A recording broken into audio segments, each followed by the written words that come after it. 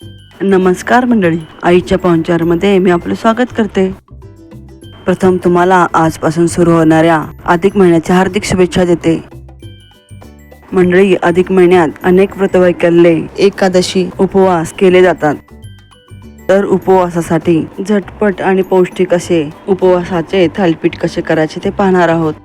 थालीपीठ करण्यासाठी 4 बटाटे उकडून त्याची साल काढून घ्यायची. आता हे बटाटे खिसणीवर खिसून घ्यायची.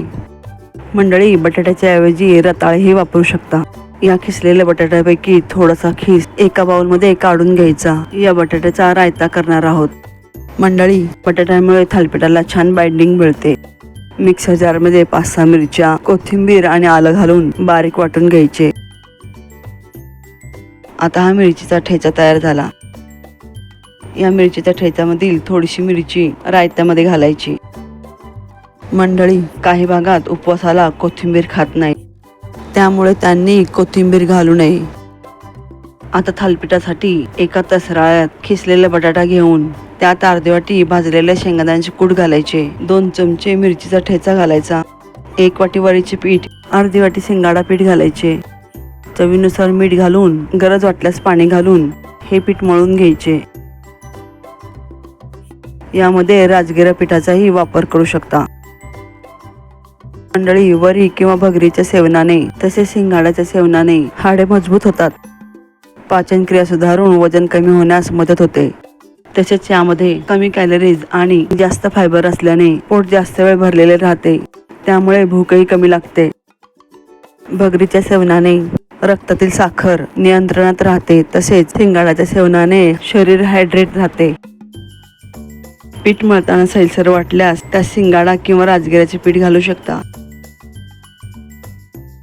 आता हे थालीपीठाचे पीठ छान मळून झाले आहे. हे पीठ मुरण्यास ठेवल्यास सैलसर होते. आता ह्या पिठाचे लगेच थालीपीठ करायला घ्यायचे. मळलेल्या थालीपीठाच्या पिठाचा छोटा उंडा घेऊन गोल करायचा. पोळपाटावर भगरीचे थोडेसे पीठ घालून त्यावर हा उंडा लाटून घ्यायचा. मंडळी, वरी किंवा शिंगाड्याचे पीठ चिकट नसल्यामुळे थालीपीठ थापताना किंवा लाटताना त्याच्या कडांना चिरा जातात. म्हणून थालीपीठ थापल्यावर किंवा लाटल्यावर एक छोटी डिश ठेवून ती दाबून जादाचे पीठ काढून घ्यायचे आणि पुन्हा हे थालीपीठ छान लाटून घ्यायचे. अशा प्रकारे थालीपीठही पातळ होते आणि एकसारखे आकाराचेही होते. थालीपीठ न थापता किंवा न लाटता थालीपीठाच्या पिठाचा छोटा उंडा डायरेक्ट तव्यावरही थापून घेऊ शकता. आता गरम केलेल्या तव्यावर हे थालीपीठ टाकून दोन्ही बाजूने तूप सोडून खमंग भाजून घ्यायचे. मंडळी, मी तुम्हाला आठवण करू इच्छिते की तुम्ही माझ्या चॅनलला पहिल्यांदा व्हिजिट करत असाल तर सबस्क्राईब करायला विसरू नका.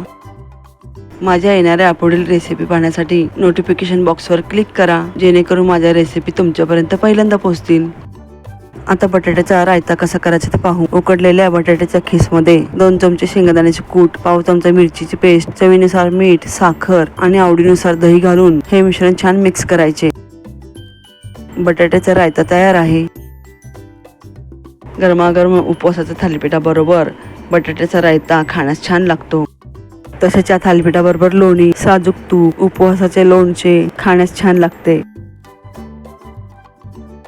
मंडळी, तुम्हाला ही रेसिपी आवडल्यास लाईक, शेअर, कमेंट आणि सबस्क्राईब करायला विसरू नका.